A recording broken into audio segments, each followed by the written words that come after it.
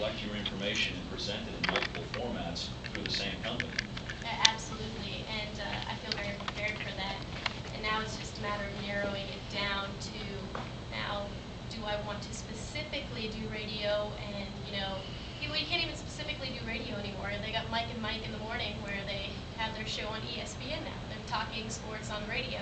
It's also being dual broadcast, which is very interesting because it's like, now what? What's coming next? Right, and you see that with a lot of folks, and I think the differences in the different formats show different consequences for people and what they put on the air. A prime example is what happened with Don Imus. He's been saying the things he said for years on the radio. Then he was being broadcast live on cable television, and for the type of offensive things that he has made a career on, kind of like the original Howard Stern, all of a sudden he had a TV audience, and you saw there was a very different reaction nationally. And do you think it lends itself to the format, or do you think, as a student getting ready to go out into the free market world, do you think it's just an evolving culture where there's not the same kind of lack of sensitivity to these things?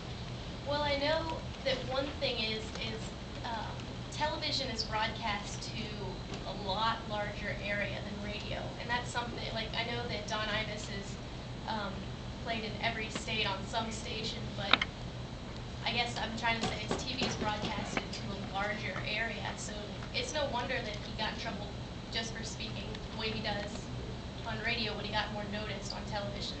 Yeah, I'm thinking of another person that something like that happened to, was a very controversial host, and his name is Michael Savage. I don't know how many folks have a chance to listen to Michael Savage, but as someone who used to be on before his show came on, I was terrified when the clock would tick over to 6 on how he would open up his show.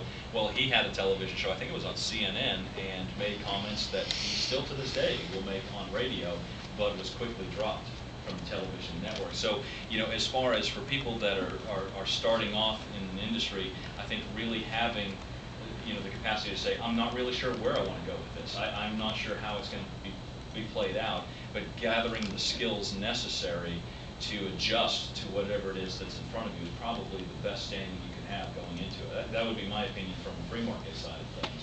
And let me throw it now. I want to talk to Dr.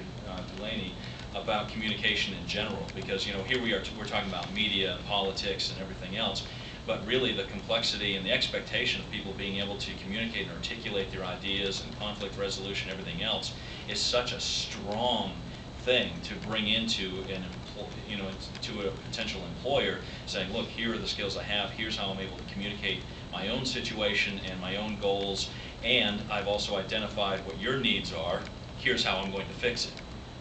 It's harder to do that. It's a more competitive society today. Well, to dovetail with what we were just talking about with Don Imus, I think that maybe what's happening with the communication technology revolution is that the visual is so much more powerful in human communication. Research over the last 60 years shows very clearly that over 60 to almost 90% of the meaning that's transferred between human beings is done visually or non-verbally. On the radio, you just have voice. So the meaning it's not taken so personally or so deeply.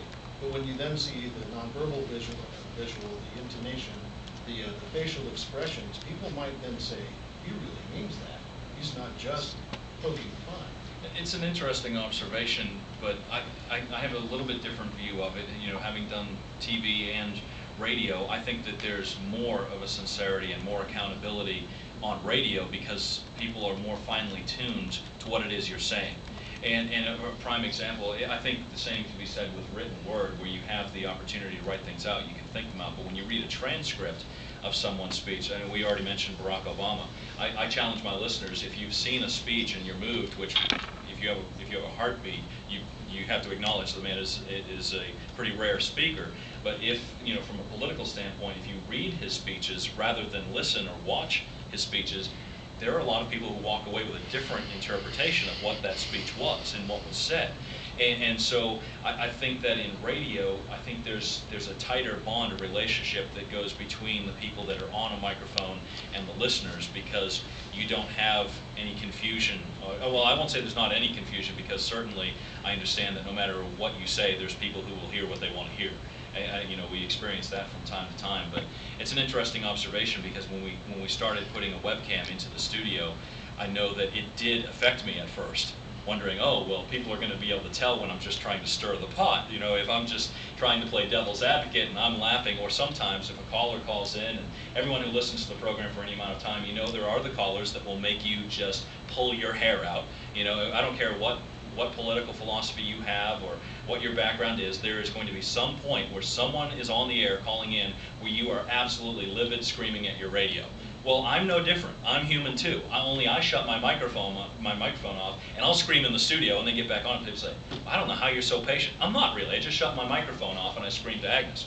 You know, I mean, so that changed. That component changed when we started bringing the live visual aspect to it. So great point. All right, when we get back, I want to discuss with our entire panel some of the political ramifications with communications issues, specifically this Operation Chaos that Rush Limbaugh is involved in right now politically, and how that impacts media. You're listening to Take a Stand live from Western Carolina University today on our college tour all across Western North Carolina. Stay tuned. And for anyone who doesn't know what this Operation Chaos thing is, I'm going to summarize it before we come back. Anybody know what I'm talking about here? No? Okay. I don't think Rush is on down in this area. Well, we get 1,400 a little bit. Really? Well, for everyone here, so that you know, Rush Limbaugh, and everybody know who Rush Limbaugh is? You've heard of Rush Limbaugh? Okay, I just want to make sure. He has started this on-air thing that he calls Operation Chaos, where he's motivating his registered Republican listeners to cross party lines and vote for Hillary Clinton in order to try and upset the balance in the Democratic Party, to try in his term to politically bloody up Barack Obama before the general election. And there's been a lot of conflict and a lot of controversy and debate about, you know, is he violating some kind of, you know, spirit of the FCC laws and, you know, fairness and equal airtime kind of things? Is he abusing the microphone? Other people say, oh, well, he's a champion. He's doing what the other side did to us as Republicans for so long. You know, so, I mean, I think it's a real benchmark kind of test for the conversation about how media evolves and using public airwaves. And so that's the situation. Give a summary. Are there any questions about that? Anybody? This kind of reminds me of Howard Stern. Didn't he tell watchers of American Idol to call in and vote for Sanjaya last year? Right. And now Rush Limbaugh is basically doing that for the presidential election. Because numerically, a couple months ago, I mean, it pretty much was over numerically. But Rush Limbaugh's idea is that if in all these states that have opened up their primaries to be nonpartisan pretty much, he's trying to get his listeners, who are primarily Republicans, to go in there and keep it a close race so that Democrats spend more of their money and they beat up on each other in the campaign more.